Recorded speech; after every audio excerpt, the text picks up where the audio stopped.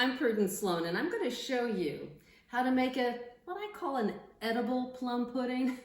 Now, my husband's English, and he's got to have a plum pudding. That's a Christmas pudding, or what we call a figgy pudding for Christmas. But we also call them heart attack on a plate, because the traditional Christmas pudding, way back when, was made with suet. Now, suet is beef fat, and none of us want to eat that now. There's a lot of great plum pudding recipes out there that don't have beef fat, but I'm going to show you one that I've adapted from Eating Well magazine that is so light and fragrant and airy, you're going to want 2 pieces. Plus, I'm going to show you how to safely flambe it. So the thing about this one, well, let me just tell you, you can't do anything wrong with this. You cannot mess this up. You can't overcook it. Oh, wait. There is one thing you can do to mess it up. You can use baking powder instead of baking soda. Don't use baking powder. It needs to rise with the baking soda. And sometimes the baking soda might be old. So if you have an old box, you'll want to test it. This is how you test it. We're going to start with all-purpose flour. Sift our flour, dip our measuring cup in, and then just scrape it off the top. And that's 1 cup. So we've measured our flour, and now we're going to add our spices. So we've got our cinnamon, we have our baking soda, we have our nutmeg, our clove, and some salt. And now we're going to mix them all together. I use a whisk. Now we're going to add the other dry ingredients. We have some walnuts. You can use pecans. We have, let's see, that was a half a cup of currants. Currants just are like little raisins. If you don't have currants or can't find them, go ahead and use some raisins. And don't worry about the exact amounts. This recipe is really foolproof. And we have some prunes. In this particular recipe, to make it light, we only have 1 stick of butter. That's it. So how to make it really moist? The secret are the prunes. I've chopped the prunes with a little bit of flour, otherwise you're going to get a sticky mess on your knife and it'll aggravate you. So I've chopped the prunes with a little bit of flour. I'm going to add that, and now I'm just going to mix all that together. Now we're going to add our wet ingredients. Our wet ingredients is milk, and you can use 1%. If you're going dairy-free, go ahead and use oat milk or almond milk or rice milk. We have, this is butter, our 1 stick of butter. And wait a minute, this looks like 2 sticks of butter. I gotta check that. I'm using vegan butter, and it's packaged a little bit differently. I almost overdid it on the butter. All right, we're gonna use half of this, which would be 1 stick of butter, and I've warmed the milk and I've warmed the butter, just because if I were to pour melted butter into cold milk, well, it'll congeal. And now our other ingredients would be a 1/4 cup of brandy. You could use cognac, you can use whiskey, you don't have to use it at all. Here's a little trick with molasses. You know, with molasses, it gets, you measure it and you have trouble getting it out of the measuring cup. Let me go find my measuring cup. Here we go. So you can use some flavorless oil. You can use butter, anything just so it won't stick, a little spritz of that. I want, how much of this? 3/4 cup.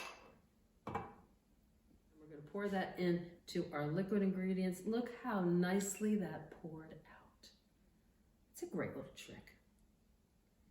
Looks like chocolate syrup. Oh, we got some runaway currants here. There we go, that can happen. Okay, so we have our liquid ingredients, and we're pouring it into our dry ingredients.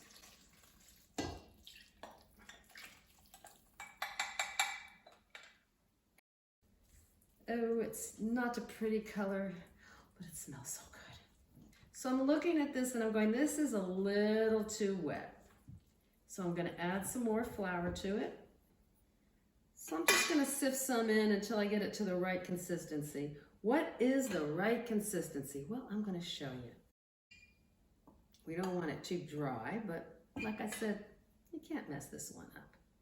Unless you use the baking powder instead of the baking soda. And if I had put the 2 cups of butter in it, it would have been fine. Just put your... Okay, there we go. See how that's not runny? I like that. What do you put it in? Well, this is sort of a classic plum pudding mold. You can get these on the internet. I've had this one for a long time. You can see by the rust on it. It's pretty used inside. You just want to, when you use these and you clean them out, you wash them, you want to make sure they're dry, and you want to oil them with a little bit of like canola oil so that it doesn't get so rusty, and then clean it out again and oil it again. And I'm just going to spray it with a little bit of oil so it doesn't stick. I have some parchment paper. Put it right on the bottom. And now we are going to pour in our batter. See that texture? It's kind of, I don't know what to really call that texture, but that is the texture. And we're just gonna flatten that out. There we go. And now we're gonna put a top on it. This is parchment paper.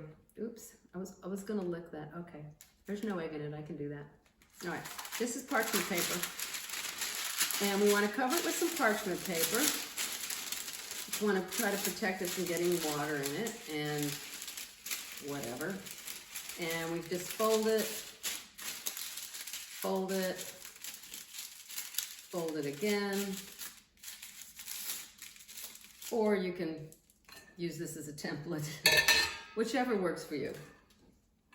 Take a scissor. And we're going to put this right in the center and then cut it. Ta-da! Oh, I've got 2. There we go. And that's just going to protect it. This goes on top.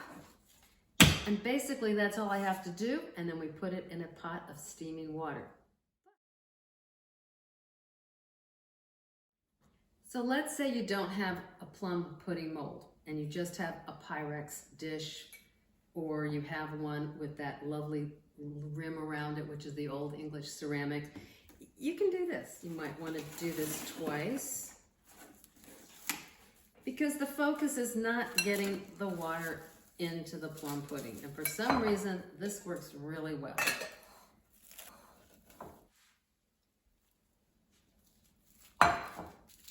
It's triple wrapped.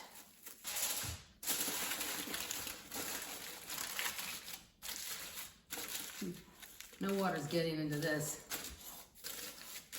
And some string. And that's what that lip is for in those old English ones, because you can tie the string right under it and it won't slip off. But this will work. And then just to be on the safe side, I'm going to run this string underneath of it. I'm going to take this and run it through twice. Tighten that up. And now I have a little handle. There we go. Now we're ready to steam the plum pudding, and it's super simple. You just want to get a pot that's big enough that will fit the mold, with some space around the sides, and so the top fits, because you want to keep that steam in there. And this is going to steam for 3 hours. You don't have to watch it. You can come in, just check it a couple of times, make sure the water is topped up. So first, I want to put something in the bottom of this so that the steam pudding doesn't touch the heat directly on the bottom. I think maybe it's also because it'll rattle and make noise. So I'm putting just a dish towel folded up on the bottom. I've got some hot water, or you can go ahead and pour water in and then turn it on and let it get hot while the plum pudding's in here. I mean, don't worry about it. You can pour it over. That's fine. Either way, So we want to pour enough water in there so it's about halfway to 3/4. Something like that. You just don't want it to come up to the bottom of the top. You want it to be a good inch or so below. Oh, one thing I forgot. This is kind of cool. Drop in some cloves in that water. So when it's steaming, it's gonna make the house smell like Christmas.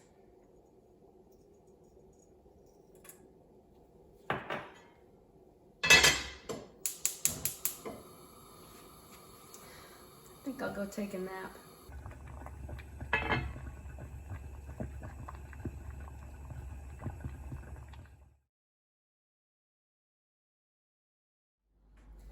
Okay, I've had my little rest. I mean, I really needed a rest so I could show you this lemon whiskey sauce because it's just so difficult.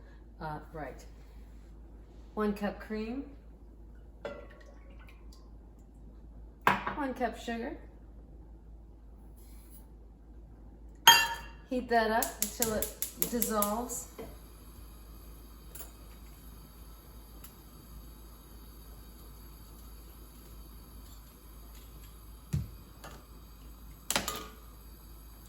A couple of twists of lemon peel. Bring to a boil. Turn it off. Let it cool down. Put it in the refrigerator. When you're ready to serve it, add a little whiskey if you want. Oh, that's nice and warm. It's been steaming for 3 hours, and I'm going to test it now to see if it's done. You take a knife or a skewer, and you put it right down the center. Pull it out, and if there's any dough on it, it's not done. Well, look, that looks pretty clean. It's definitely done. Now, I could wait for this to cool down, but because it's in a tin, that tin reacts to the food and it can make it taste sort of tinny. So I kind of want to get it out quite soon. So I'm going to go ahead and flip it.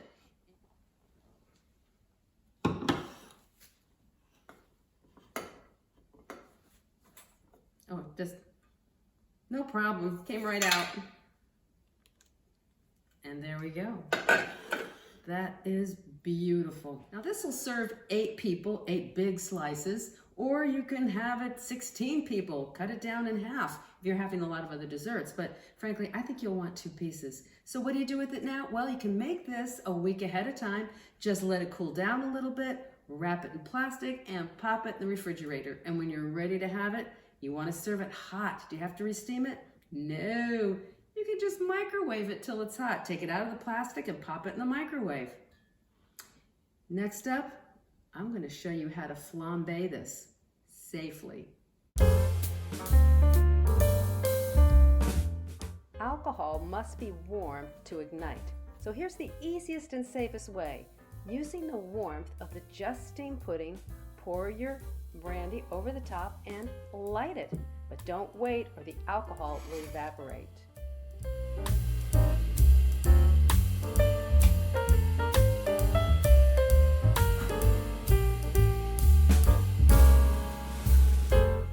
Now for those that have a steady hand and like a little bit of drama, you can do it this way. You're going to heat your brandy up in a ladle over the fire, getting it to warm. And you're simply going to tilt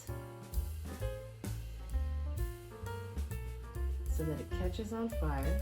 The fire touches the brandy. There we go. Pour it over the plum pudding. It's a little more dramatic, don't you think? But you gotta have a steady hand.